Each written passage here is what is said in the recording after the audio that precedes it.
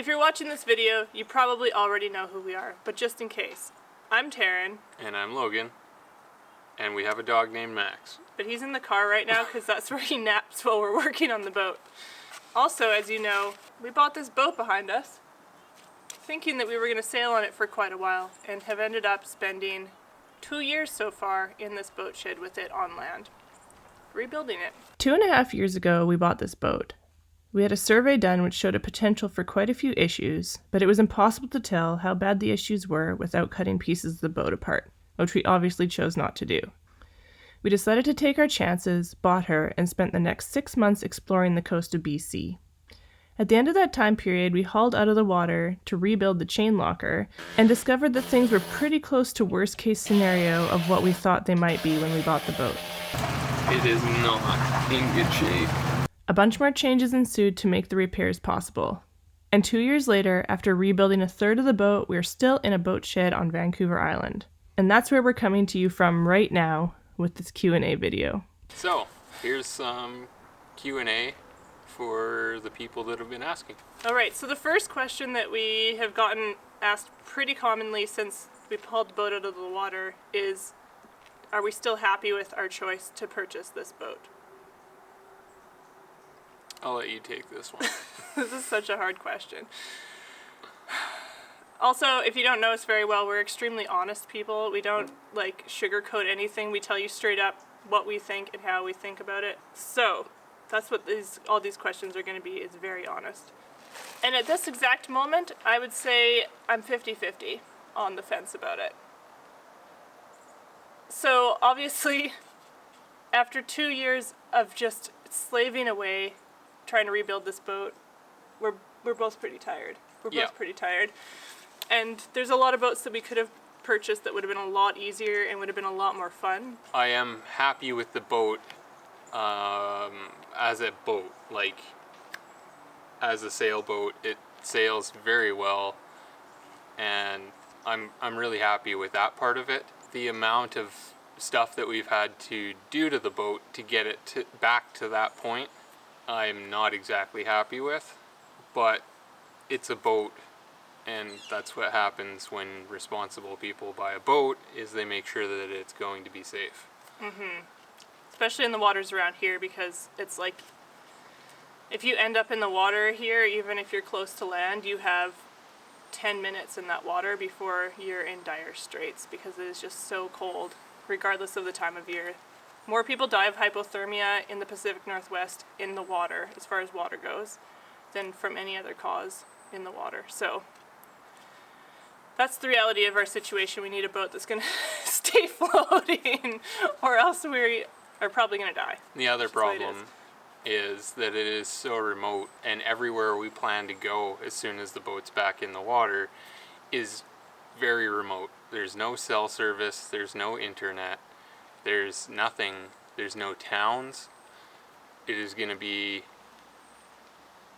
few and far between the places that have any kind of habitation whatsoever. Yeah. So we need to be 100% on our boat, and this isn't just a summer adventure for us. We plan to be doing this all year round, and if you have a problem in the winter time, the chances of survival are drastically reduced. So, long and the short? I guess that means that we are still happy with our decision. It's just taken a lot more out of us than we expected, and I think it's going to pay off in the end, for sure, so. Hopefully. Hopefully. Ask us again in a year and we'll see. Next question. What are our plans once we're back on the water? And we kind of just talked about this a little bit. Yeah, so our plan is to stay up north for a few years. We can't really do anything offshore with Max because he's getting old and he's getting a lot less agile, and he needs to go to shore at least twice a day. So we have to keep that in mind with all of our adventures. But our plan is to stay in northern BC and do adventures from that area for at least a couple of years. And Alaska. What will our lives look like once we're back on the water? hopefully less boat work. Oh my god, hopefully so much less boat work. I picture us in beautiful, pristine anchorages on the central coast and northern coast of BC, paddleboarding, living our lives, spending time cooking from nature, making sourdough again. Yep, all the things that we haven't been able to do over the last couple of years. I plan on adventuring. Adventuring? Yes, finding new places to go, hiking, mountain biking, and just generally getting out and enjoying the outdoors. Yeah. And like we've been saying, we're planning on living on her full time. So how that's going to unfold, we will see. We might have to end up working in the wintertime, but our plan is to at least cruise for the next summer season, hopefully, and then hopefully end up in northern BC and see what we can do from there to stay on the water and keep doing fun stuff. But we will be living on the boat full time. What equipment would we like to install that we aren't? Oh, I would like to install a whatchamacallit? Wind meter? I would like to install a wind speed indicator. Windex. I don't know. I Okay, don't know what is the proper term. The thing that tells you the speed and of direction the of the wind. Yeah.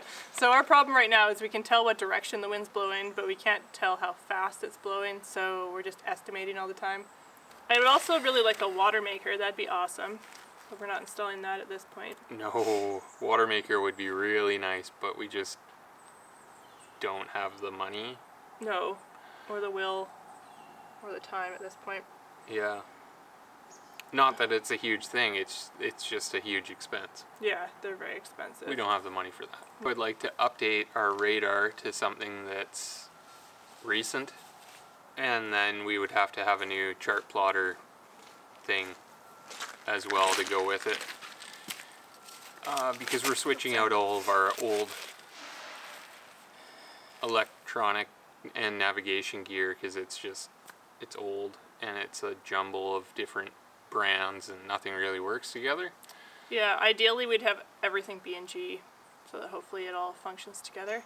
Later we'll do a video about why we chose B&G over like Ray Marine or any of the other systems, because we did have a big think on it and this is where we ended up for very specific reasons. So we'll tell you guys all about that once we have everything installed and we're back working on it. Most of the stuff that we wish we had that we were installing is electronics that we just can't afford at this point. But that'll come, I think. Piece by piece, hopefully we'll be able to do it. What non-boat items, when we were on the boat, did we really enjoy using on the boat? I have this fancy slap chop thing. It's not actually a slap chop. You pull a cord and it chops stuff, and it's freaking amazing. And I haven't actually used it on the boat yet, but it's kind of like a food processor, but like A manual food processor. Yeah, a manual food processor. So I'm very excited to make a lot of food with that thing because it makes it so much easier. And as you guys have seen in a few of our other videos, we really like to go out bike packing, and bike packing is very energy intensive, so we like to make power balls and stuff like that to go with us on our trips. We're trying to cut down on plastic as much as possible and make as much as we can. And so that thing makes making food a lot easier. Oh, the vacuum. Oh, yeah. Yes, the Milwaukee vacuum. So I switched over to Milwaukee tools like quite a while ago. Not sponsored at all. I wish. Because they make so many cool things that just make boat life easier. So we have a little portable handheld HEPA vacuum, and it helps us clean up after Max. Yeah. Like without it, I don't think it would be possible to continue. Yeah, and the really nice thing about that, in case you're unaware of how Milwaukee tools work, I almost called it old Milwaukee, just Milwaukee, is it's the same batteries for like their whole tool set. So the drill, the impact driver, the grinder, all of those things use the same battery as the vacuum cleaner. So it's awesome. You just have to have one charger and charge one set of batteries. Yeah. And it's small, it's portable, and it's actually really powerful. Yeah, it is. It's great. It does an amazing job. Yeah, because we end up vacuuming like every day. So it really makes life livable That thing is great. with a big hairy dog. Yeah. He sheds nonstop. Doesn't matter how much you brush him. He does not stop shedding.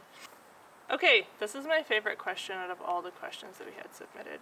My burning question is, how do you cope with the day in, day out slog? Do you feel completely soul depleted sometimes? Yeah, it's been a hard 2 years. Yeah. Yeah. It has been very hard to cope with. At moments, for sure. A lot. We have not been able to get out and enjoy ourselves like we normally would, because we're either making videos, working on the boat, Or making money. making money, like working other jobs, or doing boat research, Yeah. which is insanely time consuming when you do most of the things yourself and you live in a place where things are not as easily accessible as they should be. Yeah. So to give you guys an idea of what our schedules looked like for the past year and a half, it's been 3 to 4 days on the boat every week, and then we've had 2 to 3 days of working paid jobs and making videos, depending on those 3 days. And then we've tried to take 1 day off at least a week to just relax or do fun stuff. Or recover from being sick. Or recover from being sick or just Or exhausted. injured. Yeah. And yeah, like the schedule we had down packed pretty well so that we could like kind of fit in everything that we needed, but as soon as you add one extra thing in there, it's like the whole thing goes down the drain because it's been so tightly packed with activities. So it's definitely been a struggle. I mean, regular life stuff, I guess, but it's just on top of that, we've been living at other people's houses. We haven't had our own space, so that's been really tough some days too. I mean, Logan's family, who we've been living with, is pretty great and pretty easy to live with, but it's still like you don't have your own space. And then when things go wrong, like you think you're done and ready for paint, and then you take a piece of wood out and you find holes through your hull and you have to cut out 2 huge plates. That's pretty soul crushing. We thought we were only going to be here for 6 months. It's been 2 years. So there's been a lot of struggle, a lot of wishing that things were different, or just trying to wrap our heads around the reality of what we're in because our expectations have been completely changed and not met, or just thrown out the window. So yeah, it's a lot of days it's been really hard, but a lot of days it's been good too. Like I feel like our confidence level in a lot of ways has probably increased, knowing that we can accomplish pretty intense and huge difficult things is a big deal. Yep. Also, we have made so many new friends through this experience that I don't think that we would have had we not been taking this on. And we've had so much help from old friends and family. Like, it's really been the best of a crappy experience. And I mean, at least we haven't been fiberglassing. There's always that.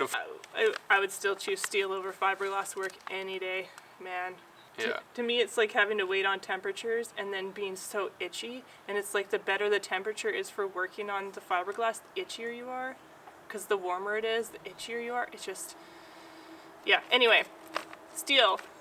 Still the better choice in our books. And it's been a mixed bag, but I don't know. We're learning. Yeah. We try to find like fun activities to do too, at least once a week, so that we can have some balance. Like we've been mountain biking a lot, which both of us really enjoy. It's great for our bodies. It gives us all those happy endorphins. Hiking every once in a while, spending time with people that we enjoy. All those things really help to kind of balance things out. And beer. oh my god. For one of us. Beer helps. What does Logan do, or what did you do for work outside of the boat? Well, I'm a heavy-duty mechanic, so I fix heavy equipment, and I do it mobile from a truck. from a shop truck. That's why we have the nice shop truck with the welder on it and stuff to help us out. Yeah, it's great. Yep. So I just drive around and fix stuff. I don't know. That's pretty much it. That's pretty much it. Heavy yeah. machinery. You don't touch vehicles really. I try not to. You don't touch trucks. Not so much boats anymore, but I try not to anyway. You fix boats Yeah, too. I do. He does. We have an extended version of this video with more questions answered available for our patrons, as well as going out to our mailing list next week. So if you're interested in knowing more about us, like what our new boat name is, when we plan to launch, and what our trip to Europe was like this summer, you can join our mailing list or join us on Patreon to get that extended version and find out the answers to those questions. See you guys next week.